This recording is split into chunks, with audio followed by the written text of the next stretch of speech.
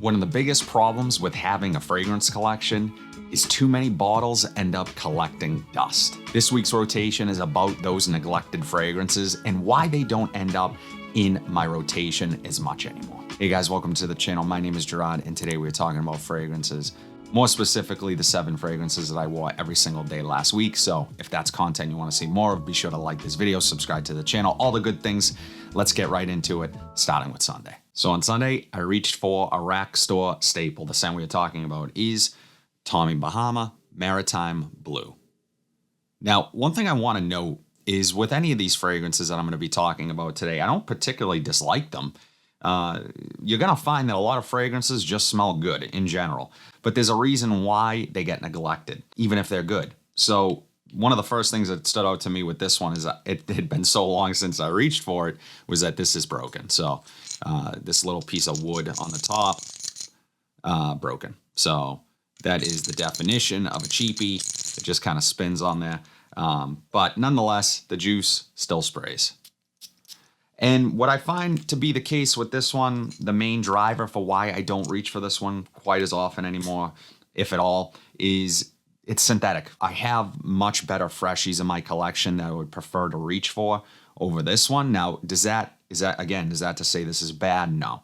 But it also lacks the performance, which is the case with a lot of these Tommy Bahama fragrances, is their eau de cologne concentrations. They just don't last very long. So for me, it's kind of a no-go. I've recommended this one in the past, but with all the new freshies that I've experienced that I have in the collection for around the same price point, even cheaper, because if I remember correctly, this was one of the more expensive Tommy Bahamas that you could find. I would definitely say it's one of the better ones. There are better in the line, but St. Kitts, for one, that's probably my favorite. It's just not worth recommending anymore. Tommy Bahama Maritime Deep Blue. On Monday, this is the scent I reach for. The scent we're talking about is Zegna Intenso from Guy Laroche. And Drakkar Noir, being the legend that it is in the fragrance community, still to this day, I had to have this. I had to try it. And I really, really like this one. Specifically, the opening. Strong opening, incredible, warm, a little boozy, aromatic, amazing opening. However, it just fades into this sort of thin, generic, boring dry down, for lack of a better term. And that's disappointing. I would also argue that the overall performance isn't that great. This one, again, opening incredible, the dry down being what it is. There are others that I own, again, that I would rather reach for. Maybe something a little bit spicier, a little bit more long lasting. Although there are days where I do want to just smell this one because that opening is so good. They catch you with the opening, they lose you with the dry down. Zegna Intenso. This next one I really thought I would wear much more. The scent we are talking about is Pour un Homme de Cologne from Cologne, and this is a fragrance from 1934. It's a classic. It's really hyped. It's talked about quite a bit within the community as being one that you must own, you must have.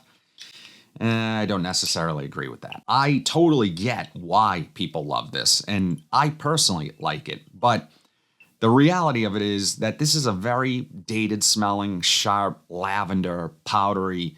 You really, really have to like lavender to like this fragrance. It's pretty linear.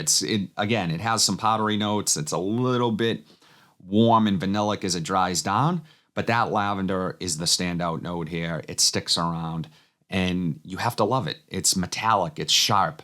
It's not going to be for everyone. One thing I will say is that performance overall is pretty good with this. I'm getting 6 to 7 hours. The projection is nice for the first hour or two.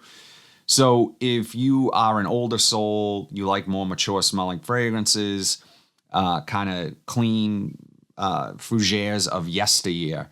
This isn't a modern fougère by any means, but if you're a fan of the older fougères, you will love this one. It's just one that I don't necessarily reach for that often.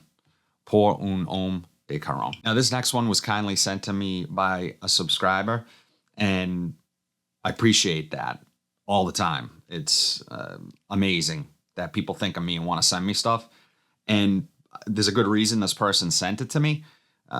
And I'll get into it. Scent we were talking about is Rabanne Excess. Now, I do like this fragrance. This one is has that kind of classic fougere, but it's feels a little bit more modern, fresh, green.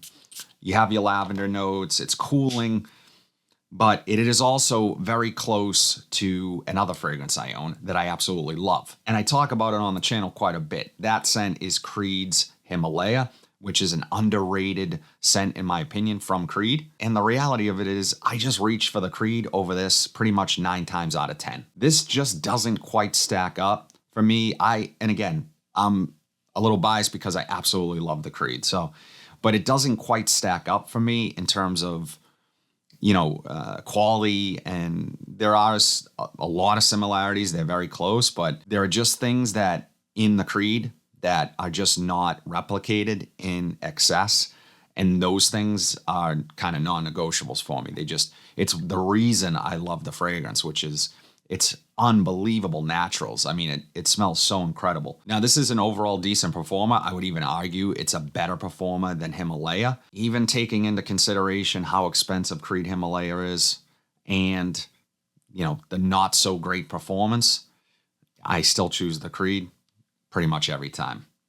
Rabanne Excess. This next one has a little bit of a different reason why I don't reach for it as much. Same way we're talking about is Zegna Intenso.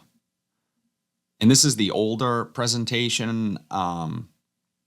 There is a newer presentation, and I have to be honest, I'm not sure if it's quite as available as it once was, but that's one of the reasons why I don't reach for this one that often. The overall scarcity of it. I paid next to nothing for this at a Burlington. They were popping up 2-3 years ago for like less than $20. I snagged it just to try it.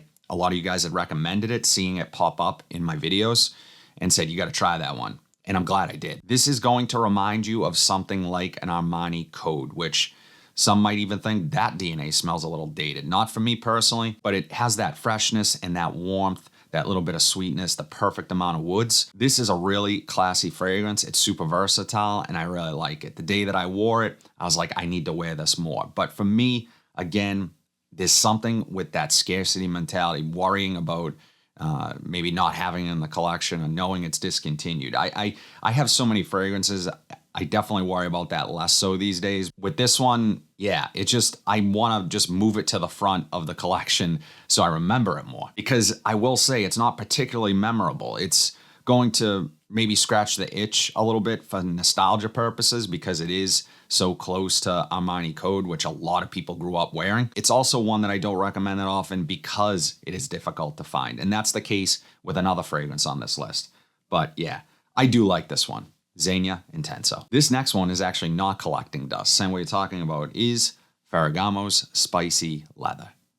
And if you watched my rack store pickup, my most recent rack store pickup, you know this is what I grabbed. And I always wear what I picked up that week to give it a full wear and really put it through its paces. Now, I have thoughts about this one. For one, it's amazing. It smells incredible. Really like what Ferragamo not only did with this fragrance, but the rest of the line. They nailed it. Bright leather is still my personal favorite in the line. This might be a close second. It's warm, it's spicy, it utilizes really 2 different types of leathers, and I talk a little bit about that in my first impressions video, so I will definitely link that down below for you guys. The only thing that was sort of, I guess, a disappointment here was the performance. I just couldn't quite pick it up as much as I wanted it to later in the dry down. And where it is a leather heavy dominant fragrance, I was expecting more in performance. I just didn't get it. Now that may get better with time. Fragrances do take some time to macerate. I'd be curious, what kind of performance are you getting from Ferragamo's Spicy Leather? Drop it in the comment section down below. My wife really liked it. This one seems to be really likable, mass pleasing, but also an edgier leather fragrance. Leather forward, you can't go wrong. I like this one. Ferragamo Spicy Leather. Finally, on Saturday, I reached for one of my all-time favorites, a flanker as well. Same way you're talking about is La Nuit de l'Homme Bleu Electrique. Now you might say, gee, how's that one collecting dust? You love it. Well, since I added Jack of Clubs to the collection, I'm going to give this a spray because I want to smell it. I've been conserving this one. It is discontinued. What the hell are you doing, YSL? Makes no sense why they discontinued one of their most highly beloved flankers fragrances from the house. Makes no sense at all. I don't know. Maybe someone else knows. Drop it in the comments. This is amazing. This DNA from the original La Nuit de l'Homme is very much there. I absolutely love it. It's floral. It's masculine at the same time. It's sexy. It's just one of those fragrances that once you smell it, you'll never forget it. And that was my experience with the original. So when Blue Electrique came out, I needed to try it, and they didn't stray too far away. It has an added ginger note, a little bit more of a mass appeal element here. But I will say Jack of Clubs is an absolutely amazing alternative to this scent. It initially didn't quite live up to this scent for me, but now the more I wear it, the longer it sat on my shelf and macerated, they nailed it. It smells incredible. So I'm going to link Jack of Clubs down below because this one is so difficult to find. I do have a backup bottle of this. It's the only backup bottle I own of any fragrance is Blue Electrique. La Nuit de l'Homme, Blue Electrique. That's it, guys. All 7 fragrances that I wore every single day last week. As always, would love to know your weekly rotation, but more importantly, let me know in the comments if there are any fragrances in your collection that are just sitting there, you haven't worn in a while, and maybe I inspired you to give those ones another shot. Let me know in the comments. But if you like content like this, be sure to like, comment, subscribe, share this video, hit that bell notification so you are updated whenever I upload new content. But until then, have a fantastic day, and I'll see you in the next video.